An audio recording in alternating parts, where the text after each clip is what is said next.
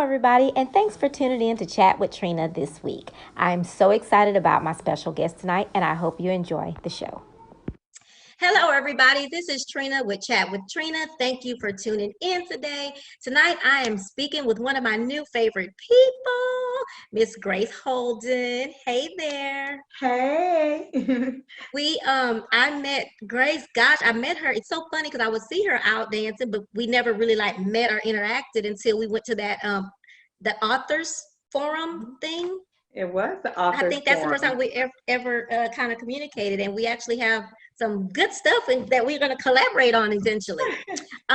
We communicated, it was just about dance. I guess that's what it was. I guess that's what it was. And Yeah. like Leticia and I said, dance is just for a lot of us. It's only this part of our lives. We got so many other things going on, so that's our fun time.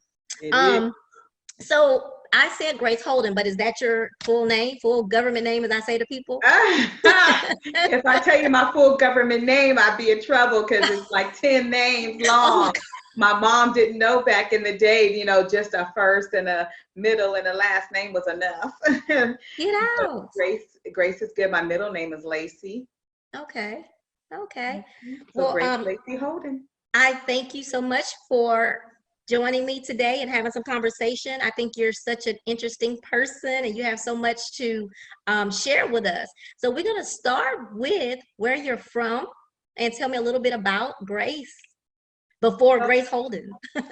Yes. Well, Trina, you know what? Thank you so much for having me on and getting to chat with you. It's like, chat with Trina. Why not? I know. Why not? She is such a fun person. Thank you. So thank you for inviting me to have fun with you. Yes. Yeah, so I'm from Seattle, Washington, born and raised. So I am a Northwestern girl. I never lived in the South ever and barely visited the South. So I'm a new girl to the South. And you guys are going to laugh at me. Okay, you might, just roll with me on this one. When I moved South, there was more Black people that I had ever seen. So it was like, where I'm from, y'all know, if you don't know anything about Seattle, just Google it. That's not as common. So it was wonderful. I was glad to come down south to Texas. And welcome and howdy. Welcome. It is great. It is great. I love the Southern hospitality. The work that I do here is amazing. But when I was in Seattle, my primary role was I was a VP of a major corporation out there. I was in Washington, California, and I did a lot of traveling. So I traveled 3 weeks out of every month. And one day, Trina, I said, enough, that is enough. And I decided that I would venture out on my own business. So I was a parallelpreneur. So I was full-time executive. And then I was also part-time entrepreneur, then eventually became full-time both. And then eventually just went full-time entrepreneur, and I have been a serialpreneur ever since. I was a mompreneur, a parallelpreneur. I was all the preneurs. That is so now that's the first time that I've heard someone in all with the entrepreneurs that I talked to. I have a young lady that she actually just recently wrote a book as well. She calls herself the 9 to 5 to entrepreneur is what she called herself. But anyway, I never heard the different terms. I know mompreneur, but you put them all together. So you've been all of them. And the serialpreneur. I like that. Mm-hmm. That's why usually when I first went to entrepreneurship, I actually worked with parallelpreneurs, people who were in executive positions or they were in high-level positions and they really just wanted to do their own thing. And since I went down that path, it is not easy to leave a high-level corporate job. Because of how that trail goes. And then when you leave, the benefits go and the pay goes and everything goes. So absolutely. You better be ready. That's the scary part of it, I think. Someone asked me, she interviewed me and she asked, well, so which Trina, do you like being working 9 to 5, or do you want to be a entrepreneur, or you want to do both? I said, girl, I like to get my hair done and my nails done, so I can't be, gotta be both. I gotta have a regular check. I don't have that much faith yet, but hopefully in my skills. But one day maybe. You could do it. Now you would not say that to I'm an business executive advisor for entrepreneurs. Do not tell me you do not have, yet you already have everything in you that you need. And most of us, we just got to get over the fear. It is just getting over the fear. Monetize yourself. Monetize.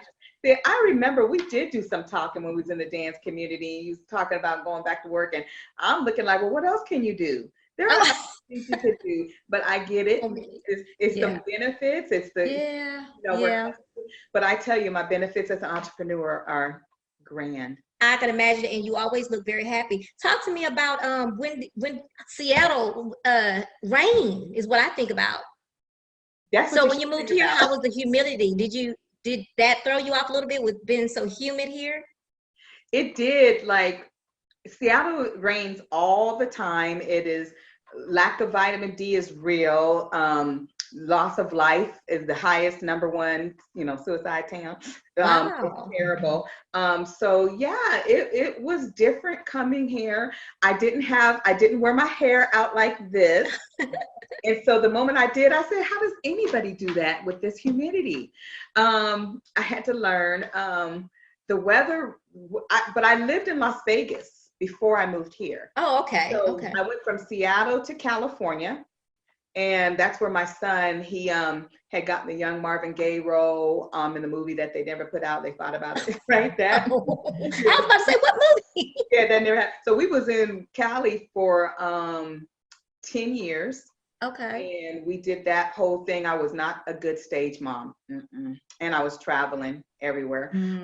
So then we moved to Las Vegas. My job moved me, picked me up, sold the house, moved me there, went all the way to Las Vegas. And I was there almost 12 years. Wow. And then came to Texas. And I was still an entrepreneur and still ran a business in Vegas. And I was I became an executive at Higher Dimension here, church, and did that for a while. Did that back and forth both. And finally I said, I just like staying with my I just like my entrepreneur role. I loved ministry work. It was a lot of work. And I can imagine that. But I know High Dimensions. Do they have several locations? Or Pastor J. And the location off of Bissonnette, and there's the D spot there, and then the regular, and then the Katy campus. Okay. So I travel back and forth between the two. Okay. Well, let's move on to the next step. When you moved to Houston, I want to talk about your book. I want to talk about Dirty, so you can talk to us about where Dirty came from. I know that Dirty, is it your story, or is it based upon your story? Can you talk to us about that a little bit? Absolutely. Dirty is a story that I wrote a few years back now, and 2.5 years or so. And it's a story about my life between the ages of when I was born to 20. So in this book, I talk about 5 traumas that I endured. So child molestation, I endured rape, I endured bullying, and I say endured because I made it through on the other side. And domestic violence, I was stabbed in multiple places. And so, and sex trafficking. So with all of those things that happened in my life, I waited until I was in my 40s. Now, granted, I owned my own counseling business. And that's my master's degree, and the beginning of my PhD degree is helping others. So I healed most of my life through helping others. And that's my story. So this was a chance to say, if I'm so well, if I'm so healed, if I'm so great, if I'm so delivered, if everything is good and I don't look like what I've been through, then why am I still so dirty? So that's me in a photo shoot in the mud. And the whole premise of this book is that there is a message of hope in here. And so you can go through all of those things, and I like to believe I'm sane still most of the time. Most of the time. And you could go through all of those things, but it's that residue that remains on us when we don't completely deal with the past. And so although I may have looked a certain way, or I'm deemed, my nickname is classy, classy. So even if that's all the case, then what happens when I get home, shut the door, and I'm by myself, and I still have to live with me? And there's lots of people out there like that. So this is a book of hope. And, I say on the back of the book that Dirty spills the tea on the little secrets that most of us walk around with in silence. Wow. And so how silence is a mask that will rot if you wear it too long. So while we are bearing all these secrets and trauma and pain in our life, it shows up in other ways. So I want people to know that you can lay your scars, if transparency. I am the chamber of secret keepers, because I counsel people, so I always want to keep this private. Right. It's just like us Black folks, right? We do that often. We will not talk about things. We sweep things under the rug. Dump it on top of each other. My family, you better not, right? You might, Yeah. He's part of the founder of the Jazz Alley in Seattle. And like, you don't put our business in the street. Well, we don't do that. So it's my business in the street to help people. And that's. How did your family feel about you writing the book? That's a great question. It was quite, it was tough. So I felt like we all had to do pre-therapy. Yes. We prepared for it. I had a chance to speak with my sister. And there's a tough chapter in here, a controversial chapter in here called Mama. Okay. And so in this chapter, I really talk about what I wrote in my journal about what I felt about my mother not being there for me. And for years, I never talked about that. But the truth of the matter is, I was able to, through this book, have the conversation with her that I probably never would have had. Wow. And she's now at the age where she kind of like Medea. She'd be like, I need to go tell all them mamas that they better believe their child, and they need to support their baby, and that man ain't no good, and he don't come before. That's where she's at now. It wasn't like that at first. Right. So I had to have that conversation. I did a lot of just apologizing, I guess you could say, ahead of time, saying, look, it's coming out there, so just prepare for it. So my kids haven't read it, and I have 5 children. Okay. And their ages 19 to 31. Okay. And one of my son's girlfriend wanted to read it, so she read it, and he was interested in knowing, but he still didn't read it. So they haven't really read it. They're just not ready to read it? Is that what it is? It's kind of heavy, and my it's pretty truthful. My sister, truthfully hasn't really read it, but she knows pretty much everything in it, because I can't give it all away, because I was gonna say right. I was about to tell something real. No, because I'm gonna get it. I'm gonna order it this week. Yeah, I gotta get it. And really, it's out of this came a national movement called Dads. So it's called Dads Against Dirty, and that's a website, dadsagainstdirty.com, because the earth groans for the man to take his place and lead us through this.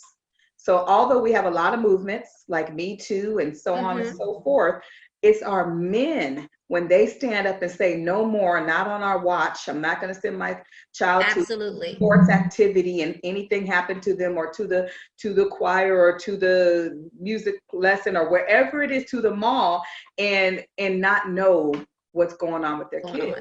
So, okay, I like that. What do you think about, this is I don't ask everybody this. Actually, my kids and I talk about this a lot. And we have I'd like to talk to them, because they have a lot of insight on stuff, and I love to hear their thoughts about things. We don't always agree, but so I want to ask you, the Me Too movement.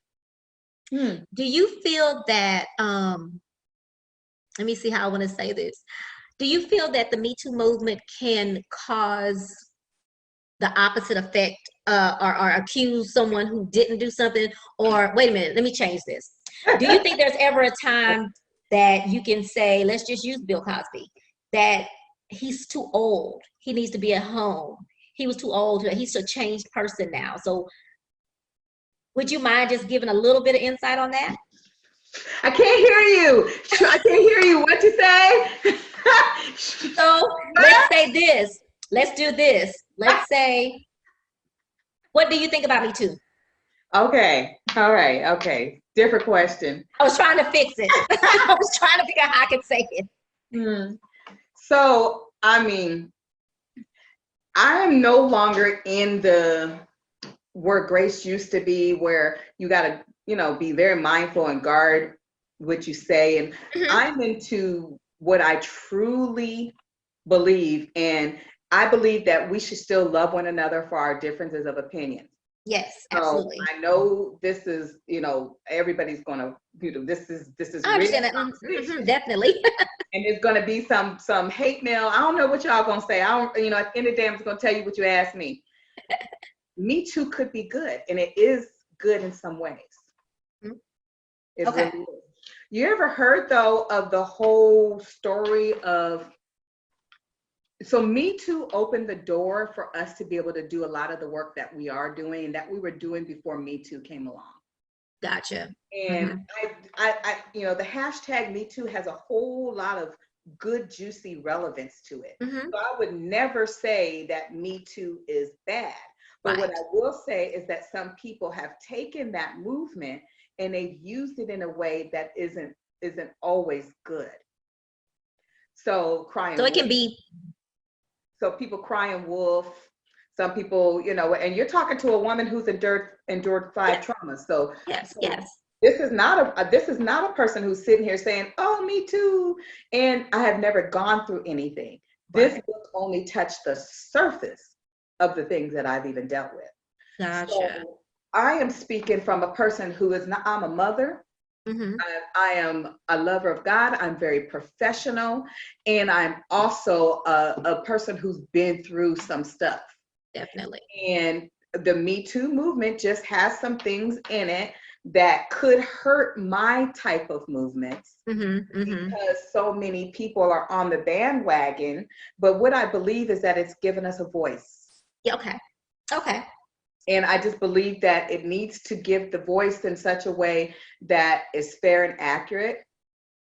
I did get a lot of, I was on someone's Facebook and they were asking questions about, women, what do you want from men? And all the women were answering house and children and all these other things. And I did get a little bit of hate mail because I went on and said, listen, when you build your man up as a king, he's going to treat you like a queen.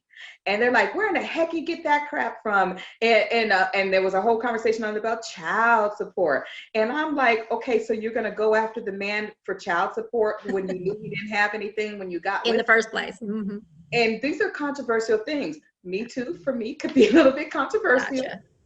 Yeah. I always think about when I think about child support, I have a lot of male friends, good male friends, and who are good men who do so good with their children. So I always think, when it comes to child support is definitely important. If you have someone in your life, you get divorced, whatever. But there are so many good men in this world that are doing the right thing. Right. And I agree. Shout out to them next month. Have a whole army of dads. Their men and their women, wives, girlfriends, children who all believe in the national movement of making sure that not on my watch, the silence ends. And that's what I was saying earlier, for every 8 households, there's only 1.2 dads. So these dads are stepping in and saying, we're going to take the whole neighborhood and we're going to protect them. And so those men, even if they weren't the accused, they're going to get up and say, hey, make us the accused. We'll be responsible for all the terrible things we've ever done to a woman, but going forth, our children will be protected. Definitely. Okay. I like that. And I think that's what we need more of, even in just our community, even in our dance community. Dance community, anything that we do, I like seeing men when they find out you're walking to the car and they say, hey, let me walk you. Not because they're trying to get with you, because they seriously want to make sure that you make it to your car safe. Right. Yeah. Because I'm always checking, like, okay, we go to the car. You walk me to the car. I'm cracking the window. No, but seriously. Yes. So grateful for those men to walk us to the car and not because in that they're not trying to get with us. Yeah, right. And I know sometimes they have a hard time because, you know, one of the men says, I'm always talked about for walking women to the car. And I'm like, what's going on with that? That doesn't make any It's crazy. It's crazy. So he's trying to get with all the women. Yeah. And there's some really nice, matter of fact, believe it or not, I have been followed to my car from people I didn't know. So now I make sure that either somebody in there, I'll get them to walk me, or the security guard.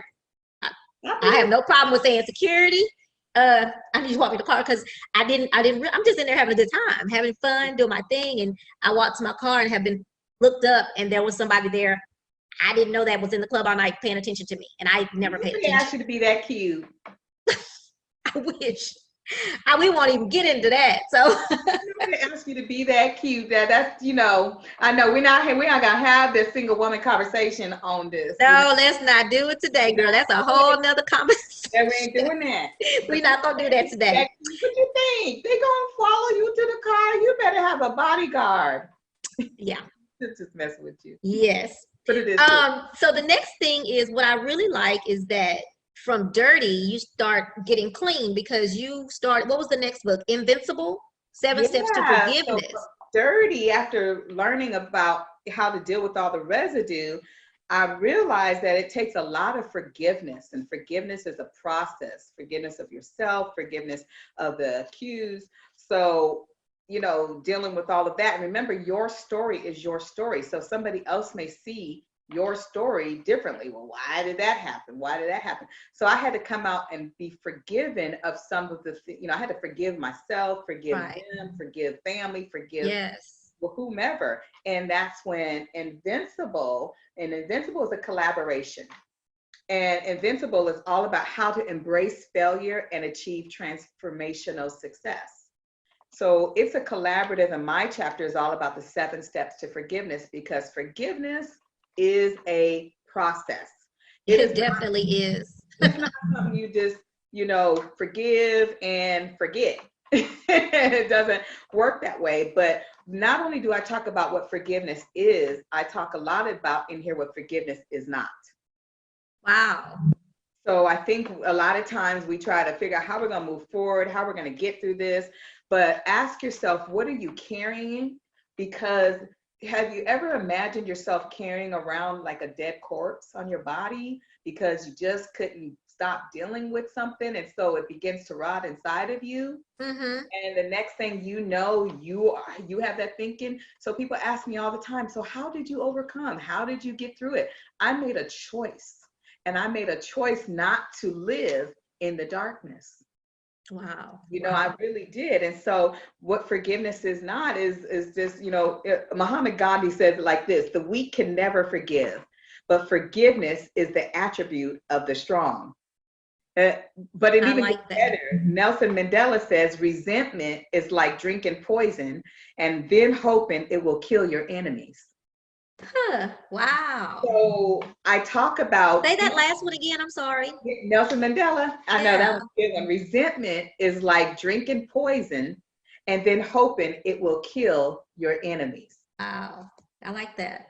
Yeah. So you have to deal with your stuff inside of you, and you got to deal with all that. So I did a lot of looking at myself, facing in the mirror, not blaming me, but realizing, you know, these things that they just happened. You know, it was family stuff in the beginning, and then eventually it was a stalker. I'm calling it, you know, somebody who just had to, you know, whatever, and then it turned into violence, and you know, it's just things. And so there's a lot of women that I speak with them often, and they go, Miss Grace, you don't understand, I'm a magnet to bad men.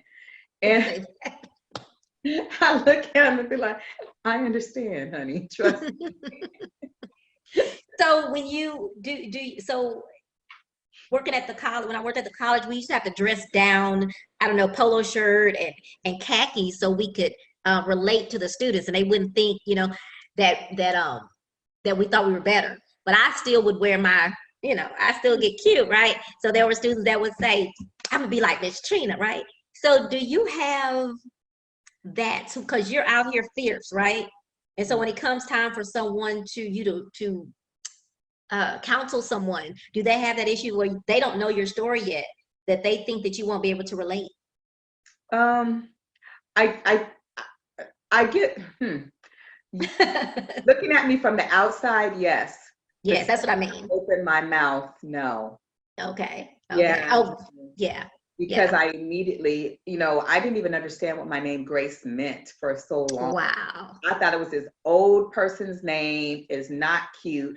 I was bullied profusely. About your name? No, when I was a kid, everything, and my name. Oh. There you go, Grace. But it was, everything about me. I looked like a little boy. I wasn't cute. There was just my mom didn't, my my grandmother passed away, delivered my mom. So she didn't have a mom. So she didn't know how to take care of a girl. Gotcha. So I looked raggedy from all the time. Right. So I was this bully. Like when I say kids are mean, there's so many. So because of that, now when I speak to somebody, I have absolutely no judgment. Yes. Okay. You could talk to me, and when I say they do, literally anything. And I welcome it. And so, yeah, from the outside, if you were to take a look and be like, they might say, oh, she don't seem, but the moment I look at you or smile or say anything, I believe that the love of God inside of me is what precedes me. And that is why my name is Grace. Grace, but it took me my whole life. I hadn't even thought about that until now. Even after our whole conversation we had yesterday about some things, I didn't even, but you got that name on purpose. My whole life. Yeah, wow. So now that, so have you forgiven yourself? Like, have you totally forgiven yourself? I have. I have totally forgiven myself. I got new stuff to forgive myself for now. Look, life as a single woman has a whole another thing. So, yes, I have forgiven myself. This too shall pass. Now, let's just be real frank and clear though. Just because I'm on the other side and because I'm an overcomer and, I'm a keynote speaker, travel the world, help people, doesn't mean I still don't have things I have to deal with. There are triggers and things that I may hear or pop up and be like, oh, I forgot about that. And then, but I have the tools inside of me to deal with it. And that's the very thing that I like to give to men and women, the tools to be able to deal with these things inside of them that trigger things that affect their relationships, that affect their, work or their children. So it's real, triggers are real. But when you say men, I don't mean to cut you out. When you say men, so this is probably a very silly and naive question from me. Men. So are there men, a good percentage of men, or do you know the percentage of men that are in sex trafficking? I mean, the percentage is really high. So so it changes all the time on Polaris. But I work with some of the men who are involved in it, and you would believe there's 20-something% is a very high number, and it's even higher for children. But I can't remember the exact percentage. I want to say 25, but it's in my book. Right. There are men, and I don't just deal with those who are human trafficked men. I just have a special calling to men. Right. I just have a special calling to be able to, I remember TD Jakes and I once, we was in at Higher D, and I was in the room. I was a concierge with them. And I said, okay, so you have a calling for women. And, I was talking, I said, I have an inept calling for men. And he had said, I could see that in you. Wow. He was quite, yes, that's TD Jakes. But right. But I really do have a special calling to be able to help men too. I cannot do what a man could do for another man. But there's something there. It's because I spend a lot of time disliking them, unhating them. So I had to learn what, and all the trauma, even my brothers. I have 4 brothers, and all 4 of them spent most of their life in prison. Wow. Gosh. So I had to learn what that was like. What was going on with my dad? What was going on with my uncle and all this stuff? So I had to learn more of what was happening, and it just turned into a good thing to be able to help. Do you have I'm sure you did, but did you ever have that thing of why wasn't I good enough? Yeah. I think when you were bullied through as much trauma as I've been through, and all of that, I always wondered, I always had this, because I didn't have a whole lot of faith growing up because I didn't know anything about it. Yeah, yeah. I'm not from, where my mom, we just didn't do church. I'll just say it as plain as that. Plain and simple. I didn't know. So I had, God really just kept me through my unknowing, because he knew what was obviously for me on the other side.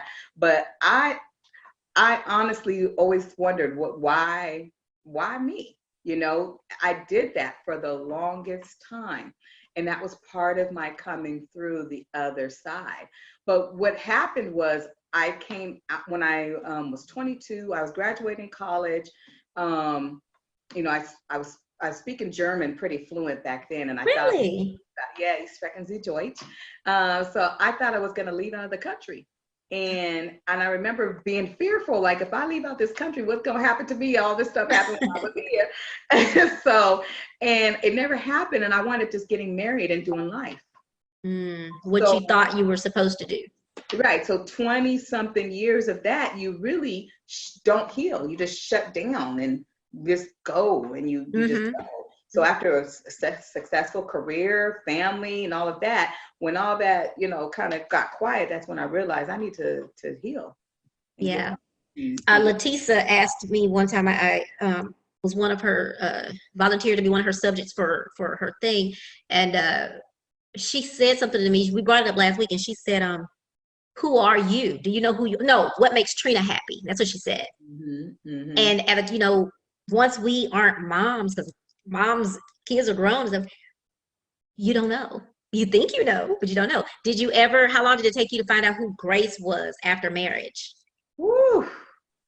I've been divorced now about 5 years, and it took me till last year. Year before that, maybe. You know what? I would say it took me a few years. Okay. I've been on the other side of who Grace is, though. Okay. I actually spent a lot of time during the marriage discovering who I was. Okay. Probably, what led to the divorce. Yeah, but I did spend a lot of time with that. But Grace, I realized my destiny. I realized what I was supposed to be and who I'm supposed to be, and the calling. And I realized none of this is about me. It wasn't ever about me. It was always for something greater.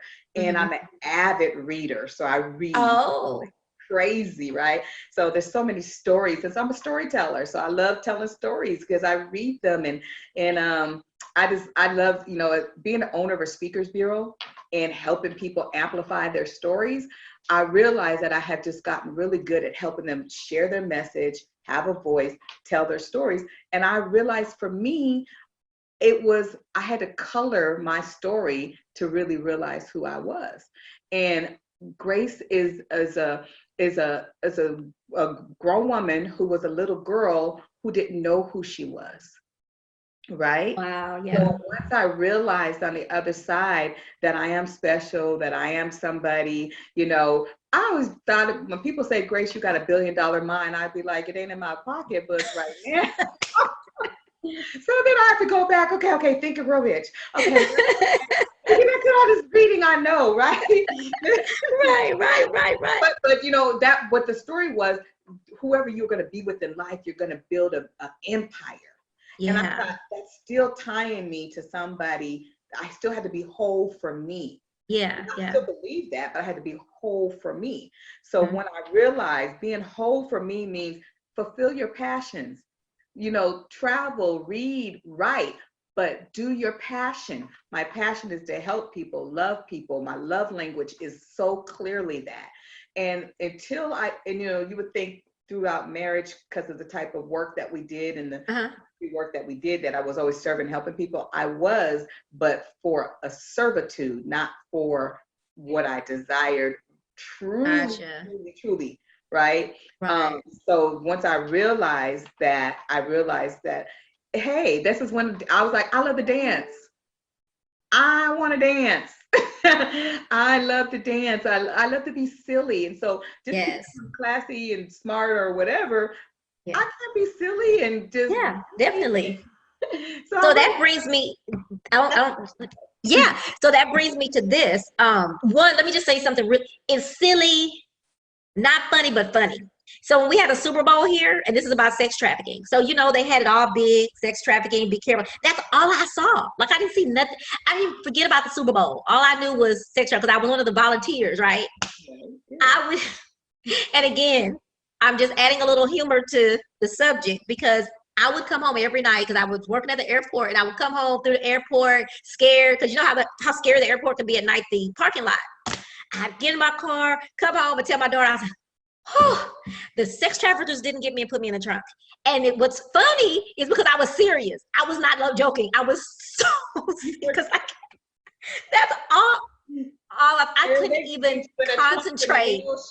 And I still say to this day, see, somebody can put me in a trunk, and I don't want to be put in the trunk because But if I think about it all the time, that's the only humor I get out of it. And again, I don't want to offend anyone, but I was so serious when I would get home, and my daughter was like, "Mommy, you're so dramatic."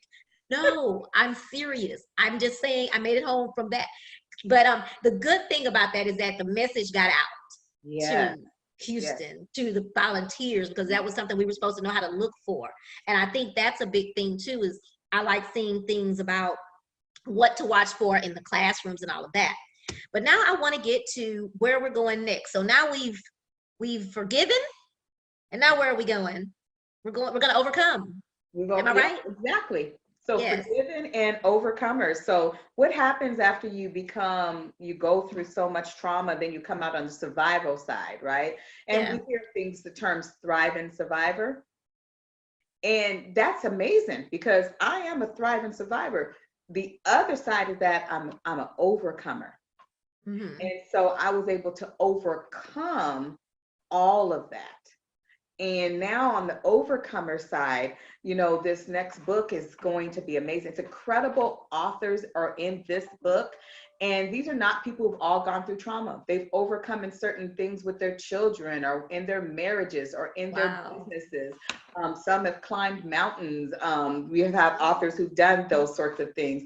Overcoming means anything that you were able to get on the other side of it and you overcame it. Yeah. And so now that's what I have a thing called Grace to Overcome. And so I believe that I was graced to overcome, and I know there are so many other people who have been graced to overcome. And then I'm also in a book called Overcomers, which was purely not planned. I don't believe coincidences, but I didn't know it was going to happen. Right. So this is, hey, how did we, get over on the other side? And this is our stories to be able to help other people come and get over on the other side. And there's a lot of people who have survived, but they go back, or it's kind of like you've gone through addictions or what have you. Sometimes you go back and you relapse. So it happens, and you ask the question, am I okay? Am I really on the other side? Have I forgiven me? You ask those really tough questions. And there's a lot of people who are survivors, but they still have relapses. And so I want to bring those folks over to the overcoming side and talk about that process and how do we stay there? And while we stay there, how do we help others get there and be okay with the times where we struggle with certain things? Right. That's good. I love hearing those stories too. I'm very, I like autobiographies and biographies because I like hearing. Matter of fact, I saw it last night that my next documentary that I'm gonna watch is what's her name? The young lady that went to jail for life. She killed she was being trafficked, and she killed her her pimp person. She was very young when she was a kid when she went. No, you cannot ask me names of movies. Oh, okay. So, because you don't ever know? I never know either. I watch TV. It's a movie. It's a documentary. Watch movies. No. If I had time, I would. But you know what, though? I shouldn't be telling that because I just started this little series. And I remember when, I don't remember the name of the series was, but Kerry Washington was in it. And, are you talking about? It was 2 years in before I even knew it existed. And then they told me to watch it. It took me another year. I don't know name stuff. I never got into it. I never knew it existed. I never did. Tell me my story. They say that Oprah took my story. I said, why y'all say that? They say because if I watched some show called Greenleaf. Karen Gooden watches Okay, that. that's my story. Yes. Who got my story? That is so funny. My son, my kids, my friends, people who know me, they can have never even seen Greenleaf, never even seen, I've never even seen the trailer of Greenleaf. Yeah, All I I didn't know watch is supposedly that's my story. And Kerry Washington, supposedly I'm a gladiator, and me and my team and all my staff, you know, we saved the world. So that's funny. I need to have a movie, a story about. That's where my next question was going to. What about dirty? Have you ever thought about shopping dirty around? It has been asked to be shopped. I was waiting for my youngest son to get older, and he is now. Because off of Dirty is several books. There's Dirty, Dark, Dare, Deep, Dive, Don't, and Do. That's all the series that goes with Dirty, and it has been asked to be shopped. Okay. And yes, it will be. And right now, I'm trying to get a version written in my business. Okay. For girls under 15. Yes. For yeah. kids under 15, this is too graphic. Although I've worked with the 12-year-olds, and I used to own my own counseling business, a lockdown facility, and they would, the traffic girls would come to my facility, and I'm telling you about these babies, these 12-year-olds and 13-year-olds, no more, you know. So yes, still keep it for 15 and up. So I, you know, need to do something. I need to do something for the. I know that 15 and up. So now to some fun stuff, because you have been dirty, you have forgiven, you've overcome. Now we're gonna dance. Yes, honey. We're gonna dance. So and you are like all y'all good dancers. Y'all know I won't be there one day when I grow up. One day when I grow up, like I told you. Can you just show me something real quick, like anything? I don't care. Like it. No. I already told you, you are fine. I'm the one that needs to go back and do my refresher courses. I'm gonna have to go hunt down Liddell and give me a reason to go to Atlanta and check out Liddell and go find Dominique and get me some good moves again. I'm supposed to be going to Atlanta in 3 weeks. I don't know about that. Yeah. And, you know, I have to tell you, shout out to all the dance instructors who endure me, who me. So let's start with Letisa B. That woman right there, she's amazing. She helps us women. Let's talk about Jay. That's my two-step. Jay sometimes, you know, he got comedy, right? You know, he got comedy. You know. No, well, yeah. Jay funny, you know, because we could be in class, he'd be like, "You talking?" I'd be like, "You talking? That's why you ain't learned that, because you talk." You know, he'd be getting. Well, and I'm gonna say that too. I had to tell Letisa that about her class. See, I would get kicked out of Jay's class. I know I would, because he ain't kick me out. No, I would. And I would get out, probably several people, because what happens is when I took my basic steps, I took class with Rock by myself. And I never could get past that. I would get jealous if somebody else came to the class. Like, I liked having just me. So I become the class clown at Letisa's workshop. I became a class clown because I was in the bag and I got bored because I wanted to. I saw you, girl. I went to the last workshop we just had. You know, I'm up front trying to get every little bit. But you know what? In Jay's class, though, I do pay attention, but I got my confidence. So that's two steps. Now, swing out, I will have to say that shout out to John Seegers has been my private instructor in swing out. But you know, I have a private coming up real soon. I'm excited about. So how can you say that you're not this awesome dancer when you have all these awesome teachers? They can stay. I'm whatever all the time. You don't have to take class for 5 years like some people think. You need to get your basics in and just dance. I'm confident. Okay, there was John. Then Janice, I was at Chicago with her for a little while. Absolutely.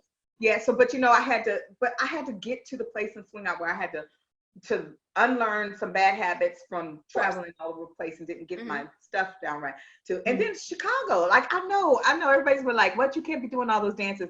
I know I can't, because I got to master something. So you know, swing out. And let me say this to you, and this is just my piece, and people can say what they want to say. So when I started dancing, we were never limited.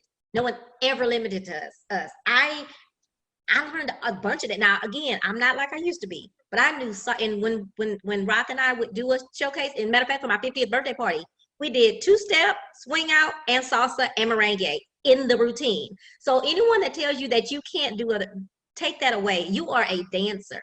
Dancing is dancing, all the dances, you know? Feel free. You can listen to them say that, but if you decide, hey, I want to go pick up a little West Coast, I want to pick up a little salsa, what is wrong with that? Learn how, that way, let's just say it tomorrow night, I want to go salsa. I can go salsa, or I can be at an event and these people are dancing from all over the world. I can dance with any, not saying not me, y'all don't, I don't want y'all to take that nowhere. If I knew other than, yeah, I can't Chicago step, but. Hey, I like Chicago step. I'm learning it. I actually like it. But two-step is what saved me. Two-step is it broke my bad swing out habits. Yeah. I would swing out for a month, then I would be gone for 5 months. I was in Florida for 2.5 years. Working, So I didn't have swing out there. So 2.5 years of coming back and flying back and forth. That's hard. I got a lot of bad swing out habits. Then two-step really got me straight, actually, because I started over brand new with nothing. Just had to I didn't know nothing. And I didn't just know nothing, and it made my swing out better. Yeah, interesting. I've watched. People don't know, but I watch when I'm sitting there and anybody asking me to dance. I'm watching and observing. Now I'm not. Again, I'm not the dancer because I don't do a lot of dancing that much anymore. I would love to go back because I told you yesterday my ultimate goal, my bucket list was to be in a dance contest by the time I turned 50. Didn't happen, but eventually the things that you said yesterday makes me say, you know what? But just like I told you, you're gonna be so awesome when this goal you have of being in the contest, you're gonna be the one to be able to say, I was a newbie and I did it. You know, so you'll be able to tell other people, I did ISDC and I was a newbie and I was scared, but I got out there and did it. And that's going to encourage other people to do it because, to be honest with you, just like me, now I've showcased and done it, but I'm scared to be in a contest. You are ready. Like you're gonna do that thing. And you know what? I'm gonna call you up in a couple of months. All this, I could certainly do that. I am scared. Absolutely. And this is the thing about dance is that what I had to learn, I still have to learn it, because the person who is the epitome of what I'm about to say is Letisa. Is that Letisa and even Rock. Those are the two people that I would say they don't take it so seriously. Letisa, and that's what I love about them. They just dance. Huh? What'd you say? I know all the hijack moves now. No, just kidding, I don't. Yeah. I have learned so much. She makes it so much fun to where you know that you can, there are times that you have to be serious and be, like when you want to be in your contest, but going out social dancing, just have fun. And you are good. I've watched you and I didn't know that you got all the big wheels giving you classes. So you're something else. The girl, where am I supposed to go? Because that's all I know. I was like, shoot, I look at who's the best out there and be like, I get it. I want that. If Liddell was still here, it's like he way across the world. Now, when he was here, I didn't appreciate it because it was way down south. A lot of people didn't. And as far as Liddell is concerned, so when I had the website, I used to be the person. I had visited everybody's class, not to take classes, but so I could know what to recommend. Right. And so with Liddell, I would send people to Liddell for their foundation because he had a very good foundation. Not saying he's the best, but he had a foundation and has a passion for the foundation of swing out dance. And he's from Dallas. And you asked me about Dominique yesterday. He's awesome. I love watching him dance. I love watching him dance. So I can't wait. Look, I can't wait for you to. I'm putting it out there for you. I can't wait for you to do Jack and not what is it? Pro-am with Dominique. I'll put it out there for you, Dominique. Speaking into existence. We're speaking it into existence. And remember, I was saying, it's like, I know that I don't know if they placed or if they did or didn't, but there was something about his dance that I saw that I was like, I would probably be too scared to do, like, I'm kind of scared. Once you have a conversation. But I'm too scared to do with John because I'm like, oh Lord. And then I'm too scared to do with Jay because I could barely just go up and ask Jay to dance now. The thing about it is you're going to be so comfortable with them because they're your instructors. And John and Jay both are very, they love their students. I'll say that. They love their students. And they're not going to do anything to make you uncomfortable. They're going to make sure you look good. It's not them. Just let's be very clear. Yeah. It is not the instructors. Oh, I know what you're saying is you, but I'm just giving you that they're going to take care of you. Yeah. And again, we talked when I told you yesterday, just to see, I can't follow. but you can follow. You are a good follower. Because I know when I don't want to be social dancing, them having to teach me on the floor, because that's not fair to them, but I sure be wanting them to, but it ain't fair to them. So I just be like dance with somebody else. No. But I will tell you that something else I want you to remember that I mentioned yesterday is that you always look for the dancers, that's the top dancers, but also look to see if they're having fun. Yeah. You don't want to dance with anybody. Now me, some people say I don't smile, but it depends on who I'm dancing with. Mr. Lee, I'm laughing the entire until he starts fussing. But I'm laughing the whole entire time. We're having a good time. You know, I'm not stressed. Two-step. When he dance, he barely even want to swing out. It's like, you gonna two-step? I'm like, I think I am. He kind of does a little both with me. He'll go back and forth. And then get mad at me when I be tired. I'll be like, Miss Lee, can we sit down? You said you want to dance. Let's dance. How does he do the Energizer Bunny? How does he do it? And you know what? I want to be like that when I grow up. When I grow up. Cicely Tyson said, if someone asked her how did she get to be this age and keep moving like that, she says, because I keep moving. Because if you stop, those bones get stiff, things stop working, and so and not to make it about me, what brought you into swing out again? I mean, into dance? I don't remember. Okay, so I was at a wedding. I think I was doing a wedding ceremony or something for someone, and they had a dance at their after party reception. Someone was dancing, and I said, "What's that?" I'm from Seattle. I ain't never seen nothing like that before. Wow. So I said, "What's that?" And guess what it was? They said it was swing out. And I said, "Well, where do I find that at?" And they told me all these places that were nowhere near me. And I said, "Girlfriend don't like to drive across the city because I already got a lot of What side of town are you on? North? I'm north side. Okay. So they said, well, there's this place up there called Chicago Bar and Grill. Now, don't laugh at me. I ain't never really been in the bars. So I didn't know the Chicago Bar. I was like, well, what's that? I totally get it. I get it. Bad. I don't know if we should be talking, because I'm just like really spilling all the beans. I didn't even know what Chicago Bar and Grill was, and I never heard it before in my life, and anything up that way. I didn't know Red Rooster. I was like, Lord knows I ain't never walked into a place that got the word rooster in it. Like, I didn't know. Oh, I know. I'm telling on myself. Don't judge me. But again, don't judge somebody that sees this and will say, oh, okay, well, I can go do that because she's doing it. And you ain't gotta, what they might think. So I went over to Chicago Bar and Grill. Okay, all the ministers, all my friends, all my holy saved friends. Yes. I am still love the Lord. You are still saved, sanctified, and it ain't changed nothing. And yes, I love to dance. But you know what? 10 years ago, I couldn't have done this. This is freedom. This is freedom. Yeah. So when you say when you find yourself, you're okay with that. Mm-hmm. I love it. And so I'll go. It's close, it's local, but I'll go to other places. I watch you dance by yourself. That's why I know that you love it. I see you go to that little back area. And what is she doing? I know I'll be embarrassing y'all swing out people. No, you don't be embarrassing. And I break all the rules and go in the back by myself. What rules? I don't know. You're supposed to dance with a partner. Leticia said. But if it ain't that is not true. We supposed to. But if the music make us go, you just go. I wish I had the courage to do what you do and go and dance by myself. And I know I could be a little bit, hey, I can't help. I got curves and I got a little whatever. We said we're gonna save that for another conversation. I'm just gonna be quiet. But seriously, no, I do. I love it. I love just the things I love. I love my passion that I love with helping people. I absolutely love traveling, beach. I'm a water baby. I love the ocean. Okay. And I'm the black girl will jump in with my hair like this in the water. I sure will, because I'm from Seattle.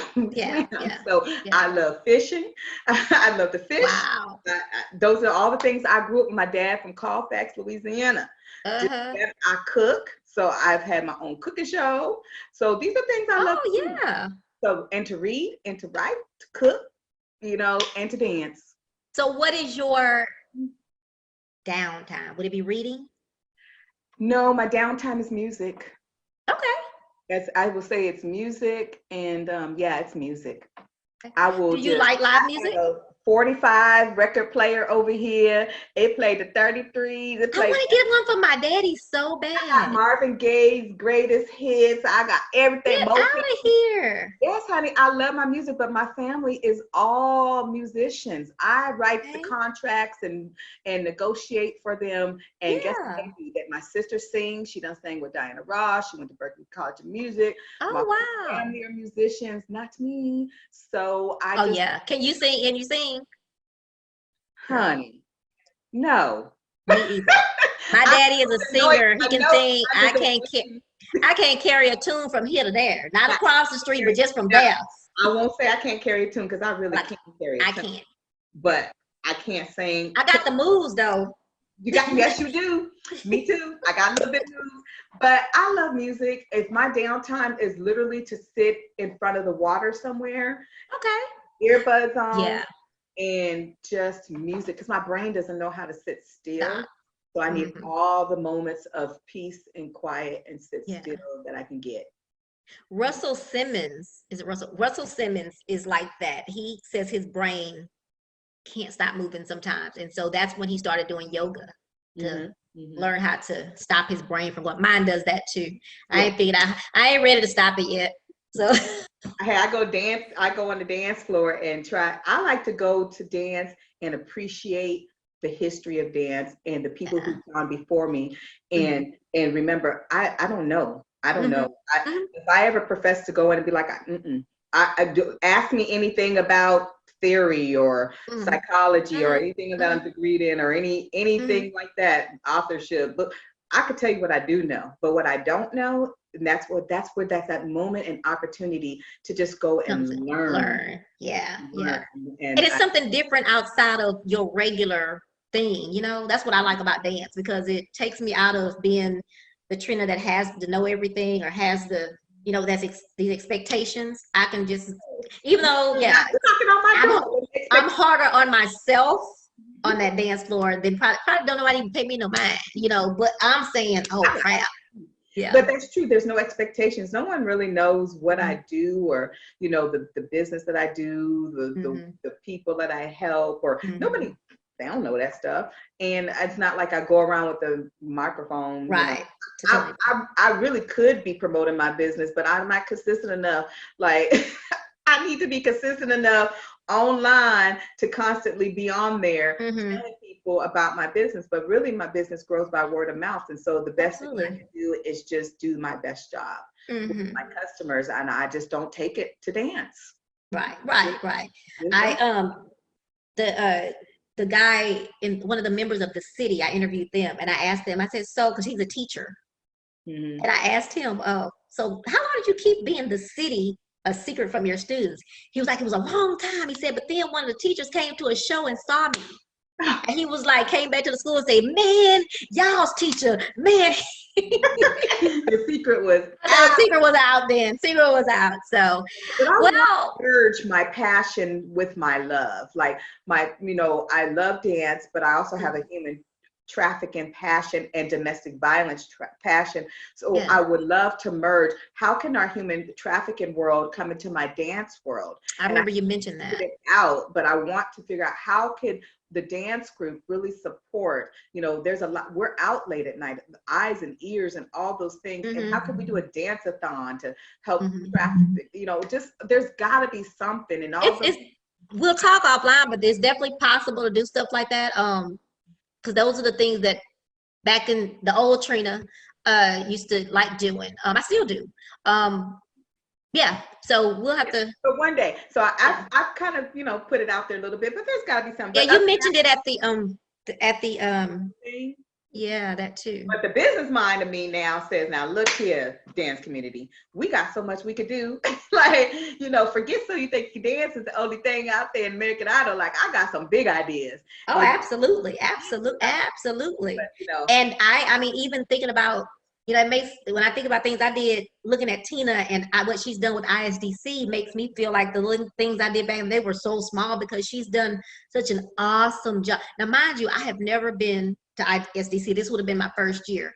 But I've heard and I've seen the pictures. heard so many wonderful, awesome things. And and I interviewed Tina. She's one of my first interviews, and she's an awesome lady. And to know she put together that's something that's, I mean, and the little stuff I put together was hard and rough as it is, because you got all these millions of personalities you got to deal with. And I ain't the greatest at that, but well, growth, I think I'm better. But anyway, but for her to do that and deal with what you have to deal with, especially being, entertainment is a male dominated business, so it can definitely be difficult. And man, she does the thing. She's amazing. She's amazing. And she's a nice, and I was telling her, she's amazing. And our birthdays are in July. And so, oh, really? Oh, wow. Yeah. Well, I want to say something else. Mention that May is Mental Health Awareness Month. It sure is. So I want to make sure I mention that. And I want to mention that Mother's Day is next Sunday, and I want to wish you a happy Mother's Day. This was my first Mother's Day month show. You were the first one, so yay.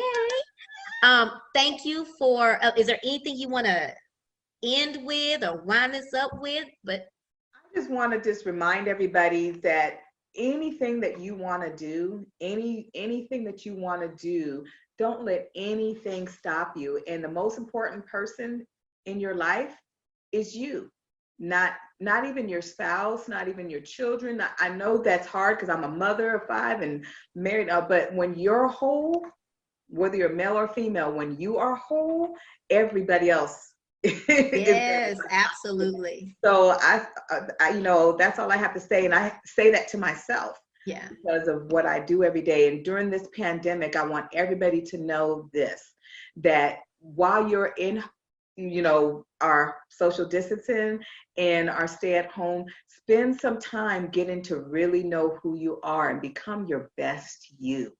Become your best you. I've had scare during the pandemic. My mom, yeah, that's right. All sorts of stuff that wasn't real, I didn't have it. But the whole point is, become your best you.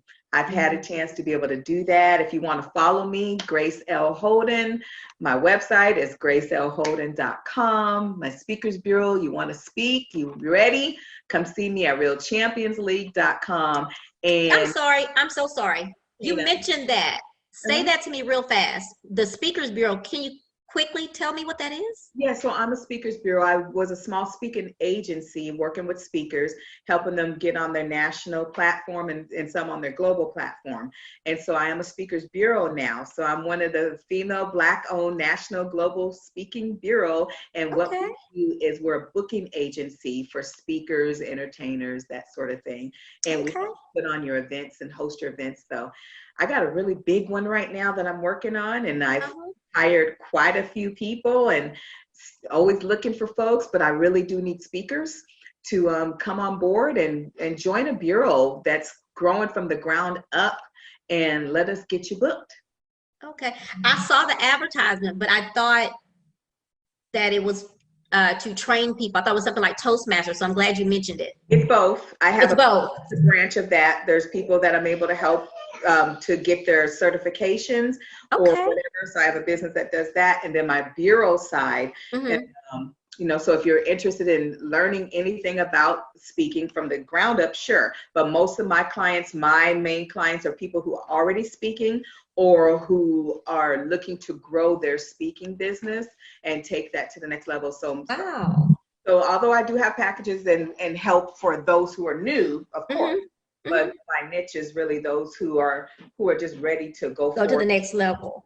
Okay, wow. I'm so sorry that I forgot to ask about that, but I did see that. I noticed that. Grace, thank you for all of that. Thank you for sharing and being so transparent. I appreciate that. I will be getting dirty. I will be getting all of these, but I'm gonna start with dirty. Start with dirty. Dirty. Where's the other book? Show us the other book too. Where can we get the books at too? So on your website? My website. Okay. Yep, Grace L. Holden. You could go to my website, and everybody needs a little grace. I need a little grace. I'm glad we got Grace. Yes. I'm glad we have Trina, because thanks. You're just so cute. You're as cute as a button. Thank you. And I'm like, you're like this, and I'm like, girl, I'm working on this but you're just like, I will not tell you about me trying to find a dress to hide this tummy of mine that I have gotten. So, but Grace, thank you again so much for being you. Thank you so much. And I haven't known you that long, but from the moment you opened your mouth, you've always been, I'm gonna just use my word I use all the time, super cool. You're an awesome lady. Happy Mother's Day. Happy Mother's Day. And I don't know if you say happy, but I mean, I'm a part of this as well, the mental health month. Huge month for us. We, in the conference that we're doing, that's all we're talking about is healthy communities, which is mental health, human trafficking, and climate emergency. So those are our cares. Those are the things we care about. So this is a big month for us as well. So guys, make sure y'all going on your Facebook page, hashtag Mental Health Awareness Month. Yes. You'll see me posting something every day. Of course, not on my chat with Trina. I'll be doing it on my regular page, but let's recognize and let's start being let's break the stigma. Let's stop the stigma and break the curse. Thank you again, guys. Remember, this is Chat with Trina. Thanks for tuning in, and we will see you next week when I have Miss Althea Renee is who I have coming on next week. So y'all make sure y'all tune in next Tuesday for that. Thanks, Grace. Thank you. Bye, everybody. Thanks again, Grace, for agreeing to join me on Chat with Trina. Guys, don't forget to get her book at gracelholden.com. Hey, again, I need you. I need some more of those subscribers. So go to YouTube, Chat with Trina, click subscribe, and then that little bell, click it. They'll let you know every time I upload a video. Bye. Thanks for joining Chat with Trina.